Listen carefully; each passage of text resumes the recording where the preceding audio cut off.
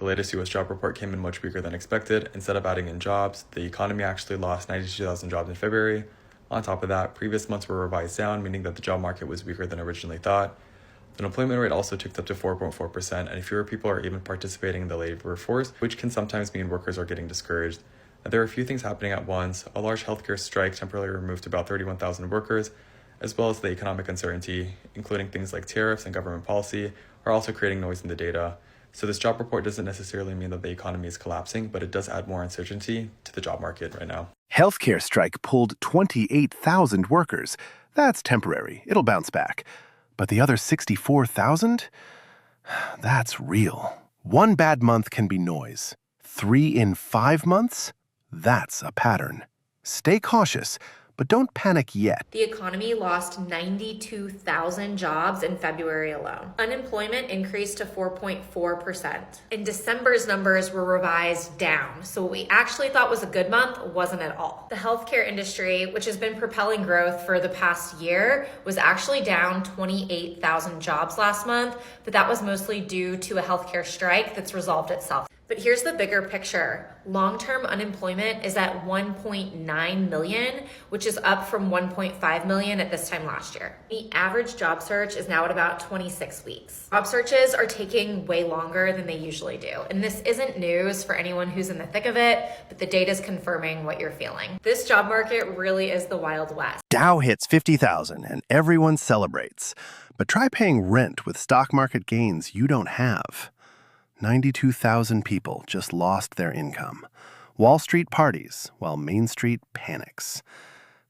2 different Americas, same economy. The U.S. economy lost 92,000 jobs as the unemployment rate ticked up slightly, and this is reported for the month of February. I'm going to read what we're saying in the show. The Bureau of Labor Statistics reports payrolls declined again in January, the third drop in the past 5 months. The unemployment rate edged up to 4.4% as several sectors saw job losses. Now, by sectors, I'm talking about people in healthcare, which is usually a major job driver, lost 28,000 positions. Yes, 1,000. Federal government jobs also declined. Now, that's not as much of a surprise given 2 government shutdowns they have experienced over the past several months. There is some good news, though. Social assistance added about 9,000 jobs. And despite the losses, wages still increased, with average hourly earnings rising 4.4% for the month and 3.8% over the past year. But generally, the U.S. economy lost 92,000 jobs in the month of February. That is a crazy number, a huge number, given we're only in the 3rd month of the year.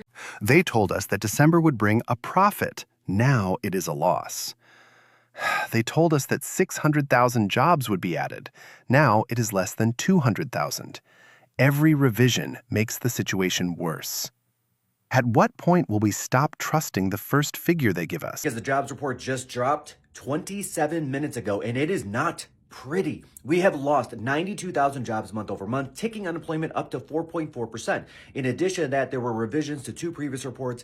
January was revised down to 126 jobs gained, and December revised down to 17,000 jobs lost. What does this mean? Don't look at your stock accounts for the next couple of days. So the Dow's going to fall, and it's already tumbled 500 points plus. Leading also, the NASDAQ is down over 1%, almost 1.5% in pre-trading. So healthcare is the only thing keeping this economy alive? Manufacturing dying, retail shrinking, federal jobs cut. One sector propping up the whole thing. Remove that, and what's left?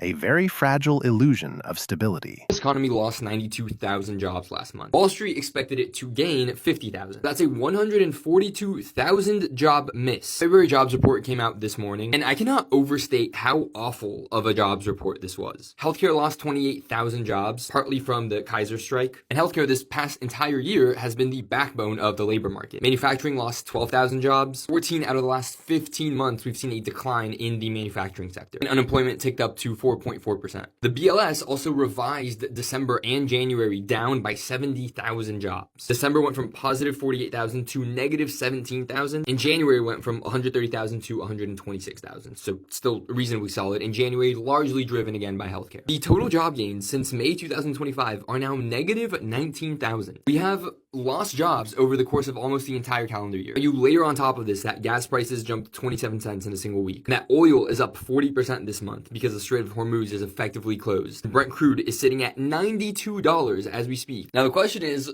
what does the Federal Reserve do? The jobs report says that the Fed should cut rates. The oil shock says that the Fed can't cut rates. Because cutting into rising energy prices is how you get stagflation. But the Fed has two mandates, right? Maximum employment and stable prices. Right now, both are moving in the wrong direction. Oil spiking, gas up 27 cents in a week, jobs vanishing, and the Fed is stuck. Cut rates, inflation explodes. Hold rates, unemployment climbs. This is textbook stagflation setup. We've seen this movie before. It doesn't end well. The U.S. just lost 92,000 jobs in 1 month. Not slowed down, not fewer hires, actually lost jobs. Economists predicted the economy would add jobs, but instead the number went negative. And think about that for a second. What does that actually mean? That means 92,000 paychecks are gone. 92,000 families suddenly stressing about rent. 92,000 people refreshing job boards tonight. And here's the wild part. A lot of these companies aren't hiring because they're nervous about the economy and all these Trump tariffs. Oh my gosh, it's crazy to me. It's crazy to me that when we think about the economy, I hear stories about, but the Dow hit 50,000, the Dow hit 50,000. That's irrelevant. Remember, these numbers are real people's jobs. 26 weeks to find a job, half a year, 1.9 million stuck in long-term unemployment. But sure, let's keep talking about 4.4%, like everything's fine. The headline hides the suffering. Dig into the details. That's where the truth is. I've been in the job force for 14 years, and this is the first time I've ever been let go. I was on my way to my store last night from London, Kentucky to Jackson, Tennessee. And right when I was about to get to Jackson, Tennessee, I get the dreadful call. They told me that a massive company took over the work that we typically do. They can do it for cheaper and they could do more of it, which props to them. That's what a free market competition does. So with that being said, I'm unemployed for the first time in 14 years. I've been doing this for 7. I don't know what to say. My wife and I had to sit down yesterday and we talked about, hey, let's cut back on subscriptions, eating out by like a lot, and just see where we can cut back on cost. And yeah, it's a real eye-opener. Things do happen and can happen. 14 years of work. One phone call. Done. And what's his crime? Being more expensive than a bigger company. That's the free market, they say. Sure. But tell that to his family cutting subscriptions just to survive. This is what the numbers actually look like. The economy's in a pretty bad state and it's not looking to improve anytime soon. Job numbers declined by 92,000 last month, and this is the third time in 5 months that jobs have decreased and not increased. And this is part of a pretty common trend over the last year. At the end of 2024, jobs increased by 323,000. Since then, we have yet to see a month where we've had more than 126,000 jobs added to the market.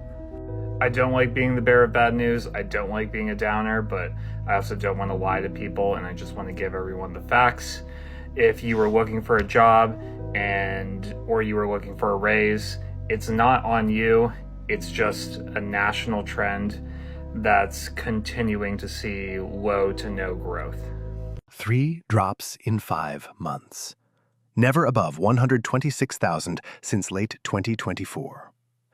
If you've been applying and hearing nothing, now you know why. It's not your resume. It's not your skills. The whole system is stalling. Stop blaming yourself.